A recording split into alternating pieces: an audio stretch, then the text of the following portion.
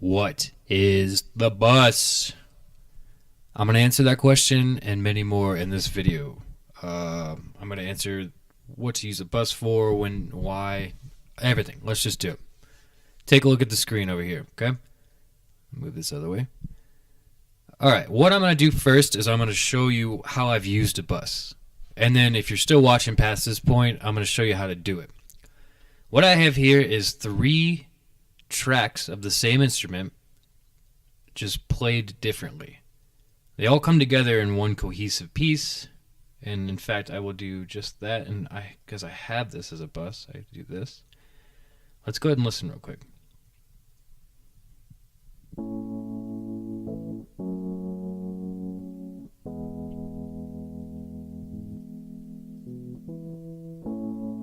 Yeah, you can see I got 3 different tracks that play the same instrument. Most likely because it's MIDI and they wanted to do just separate takes for it. One for the bass, one for just melody, and one for just kind of clacky keys. Doesn't matter why they do it. What I want to do is I want to process the effects for each of these after I've mixed it in here. And I want to put the same amount of effects on each one of those without having to individually do that and take up processing power to put inserts in each one of these, since they're all going to be the same thing. So what I've done is I've created a bus. This bus, if you will think of it, the bus as like a vehicle with multiple seats. And what I have here is I have a bunch of kids. And I'm putting these kids on a bus, because that bus is going to Rhodes Piano Land. So this bus needs to be getting all the kids who play Rhodes piano and put them on that bus, if you will. So first step we're going to do for just this process for taking all these and putting them into one track so that I can adjust them as a whole. I'm going to take over here into my I/O settings here, and I'm going to take the output and take the bus and put it into one of the options here. You should have things that look like this, standard. You know, it should have 1, 2, and 3, 4. I have renamed a few of these already, and at the end of the video I'll show you how I did all that just to make it easy for you. But let's go ahead and, just for the sake of it, do this. I've got them roped all into one bus, which is here, and now all of my stuff sits in this track. And to prove that to you, what I'm going to do is I'm going to take and insert, let's say reverb, because that's always the most obvious effects, and let's go ahead and sorry, let's solo this out because you don't need to hear the rest of it. Just prove to you what I've done. What I've done.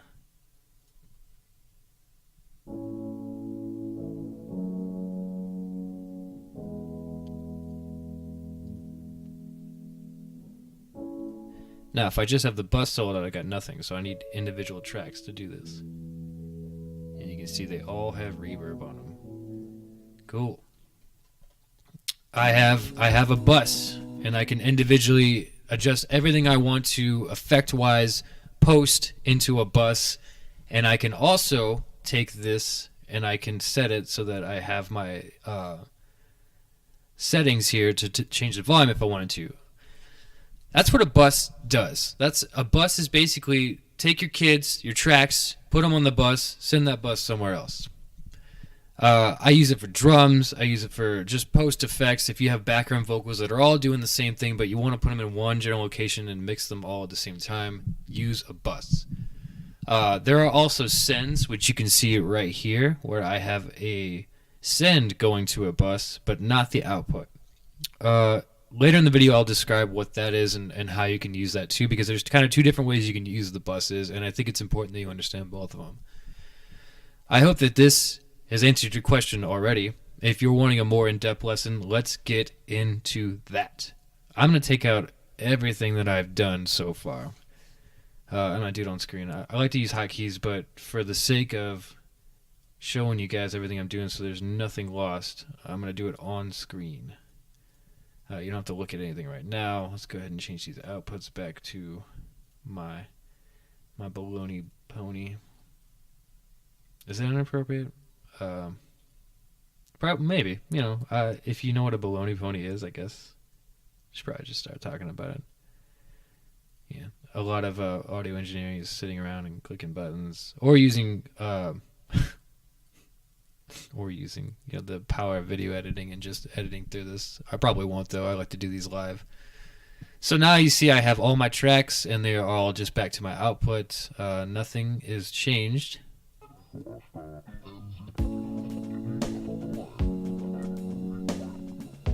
I have everything there. I have my drums, my Rhodes. It should just be a piano and drum track with a little radio.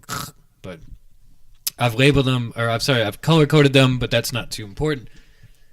Let's first talk about labeling our buses, because we know that we need to get this bus going and get these kids to school. Let's figure out how to label our buses. So what I'm going to do is I'm going to go up here to Setup, and I'm going to go to I/O. And then in your I/O, you'll see you have a bus thing right here. Now, these would be normally, you're going to double click on those. Normally they would be bus, probably 1, 2, because this is the first track. Should look something like this. And then you change the name whatever you want to. In this case, I changed it to the drum bus, because these kids are going to drum school. And then just click enter. Sorry. I know you can't see my keyboard, but you can imagine I'm typing on it. So yeah, you can see the standard ones that set up here are usually for stereo tracks. And if you click this little pizza slice there, you're going to find that your mono tracks too. So if you want to take mono tracks outside of those, you can rename those too. Same way, you double click on them. For the sake of it, we're not doing any mono buses here, but they work exactly the same as stereo buses, just obviously as monos. So I've named my buses just for ease of making sure that I know where stuff is going to. I don't have to guess if it was this 1, 2. Always label your stuff. So your bus control is in the I/O setup, which again is under setup up there. Now we're gonna find the tracks that we want. So let's start with my Rhodes piano, which again is just these 3 tracks up here. I've color coded the blue just for easy look at. And what I want to do is I want to send those to my Rhodes bus. So what I'm going to do is I'm going to take the output of these, just like you saw the first time we did it, go to bus, and find my Rhodes bus. Take all of these outputs, go right to it. Boop, boop, boop, doop, doop. Cool. Now all of those are sent to the Rhodes bus, except for the fact that, there's no more output anymore, because we took the output and we put it into nothing. We just put it into the bus, but there's no bus channel. All right? Go up here, new track, learn your hotkeys, stereo aux input. And now that we have this over here, and we're going to name it the Rhodes bus. Type it with one hand, obviously, because it's the hands on the microphone. It's my new thing. Then we're going to take the input here, and guess what you're going to do? Find the Rhodes bus input. What do you think is going to happen now? We're back, baby. That's the whole process of taking your grouped tracks, putting them into the bus, and sending those kids to school. We have a Rhodes bus now. And now the joy of this is that now I can adjust the effects and everything I want to use for my Rhodes piano and just use it for one track here. I'd recommend probably mixing your stuff first before you get to this process, just because if you're interested in individually having different tracks, maybe different vocalists that you want to use for the bus sing differently, mix them a little bit first before you send them to the bus. Everything that I do to these individual tracks will still go to the bus channel here. You can change the originals, and it's gonna show up just fine. And just to prove that to you, let's go ahead and automate some volume out, so that you can see that I'm not lying to you. So I'm going to solo that. And remember now, the one difficult thing about this is that you have to make sure that this channel is soloed too when you want to solo these out, because you might have an issue with that. And there you have it. The original is edited. It's just going through this channel still. So just now that you have our bus, all of our output and all these kids are on that bus. So when you want to mess with those kids, they have to be on that bus, and you have to make sure you're editing that too. Sorry, I'm using hotkeys. I know I should be not doing that. All right, so we have a Rhodes piano on that, and then just for the sake of it, let's take the drums too. So now I have some cool drums for this, and I want to take all these drums, now that I've got them to kind of where I wanted with the mix. Let's not even worry about the mix right now. I want to put them into one track so that when I use reverb, a compressor, or anything on all of these drums. They all get the even amount, and I have all of my drums in one specific location. I doubt that I'm going to be changing them too much throughout the track, so I just want to make sure that they're in the same place. So I have all my drums labeled as green because that's what a good guy would do, is make sure that things are easy to look at. And I'm going to, again, take my output and then send it to the drum bus, because these kids are going to drum school. I hope you find my humor at least enjoyable as we do the boring stuff. Again, I see a lot of people kind of skip through things, and right now I just like all of it to be on screen so you can see it. Now all of my stuff is in the drum bus, and again, what happens? There's no drums. What's going on? That's right, because I didn't do this. I didn't give myself a bus track.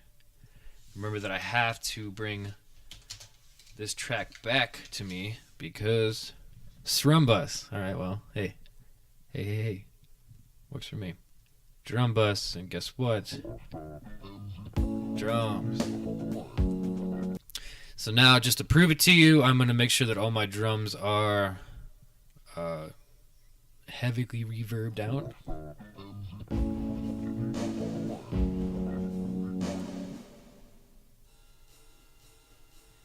Each individual one.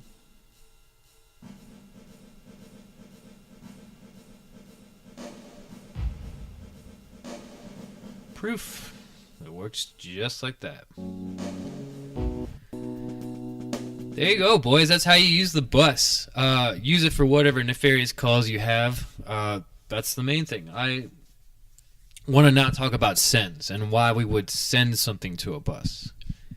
So I have my output over here, and I'm going to go and I'm going to over here open up my sends channel. Hey, yeah. So now I have my sends open. I'm going to take this little radio doober, and I'm going to send that to a bus, not output it to a bus.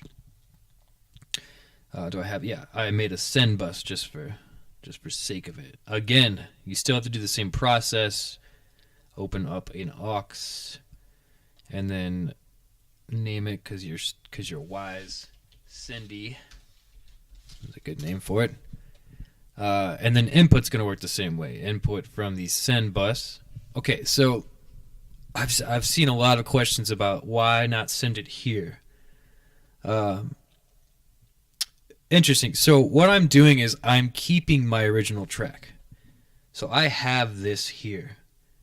Normally when you send these out to a bus, this output does not stay here. This original track is actually getting outputted to the bus. And I wish I had a big old marker for my screen because I would mark it. So this here is only going to be playing through this track here. But if I use the send here to put it out to a bus, what I'm doing is this track is still going to be here. Sorry, it's over here. This track is still going to be here, plus one that is being sent here. So I will actually have two tracks now. What's the purpose of this? Why would I keep my original track and have a send? If you think about it, when you're using effects like compressor or reverb or any sort of time effects that would be modifying the original one right there, you kind of want to use post-processing kind of stuff. As in, you don't want to mess with the original track. Maybe I want the clarity of that there, but I want the reverb to kind of be in the background. So let's take an example here. I'm going to solo out both of these here. Also, when you get a send channel open like this, it should pop up just like that. And make sure you turn the volume on, because that's always something I just forget to do when it pops out of my face. And let's look at the differences here. For sake of difference, let's just, again, reverb, easy, and then heavy reverb that out, because we like to make big differences. This will work the same way if you just solo this channel, you actually won't get anything, because it is relying on this. It is just simply making a copy of it. So here we go. Solo out this one and keep that open. Now we should have two tracks. One that is copied from the original and the original. You can hear that heavy reverb. And I'm going to turn this down just to prove the point. No reverb. This is the send channel right over here. And as I turn it back up, you should get the heavy reverb. Um, what I like to do with this kind of stuff, because I know that it seems weird. Why would I use this kind of stuff? But if you think about it, if I wanted to add some reverb to a vocal, but I didn't want to take away the clarity that often reverb does when they push, like reverb will always kind of push something in a spatial depth of field. I want to keep the clarity of the vocals, but I definitely want some reverb because those vocals are dry. If I took a send out from this and I just put the reverb on my send track, I will have the clarity of the original here, and I can mix how much of the power of the reverb I want, or the second track just over here. What you don't want to do is you don't want to just double it, because then you're just getting an increase in gain, and you don't want this to be too loud because you don't want to be over clipping it or anything like that. You just want to add a little bit of the juiciness in by kind of layering these vocals. I think it's cool for drums if you want to compress on a send and keep the original in there just to keep that punch. I've seen that done a lot of times. The choices are endless, but that's just what it does. I don't want to tell you anything too, I don't want to. I want you guys to be artistic with this. I want you to make up your own mind what you should do with it. But this is just what it does. I see a lot of people just constantly talk about, what you can use it for without actually telling you what it does. You should make up your mind on that. That's just what it do. So you know how to put the kids on the bus, and you also know how to create a kid and his bus. I hope this makes sense, and I hope this finally answers the question of busing and what it does. As usual, subscribe if you want to see more of this stuff. Comment below if you have questions. I will answer them. I promise. This is small enough that I can get to every single person who would comment. I would do that. And thank you for taking the time. And God bless.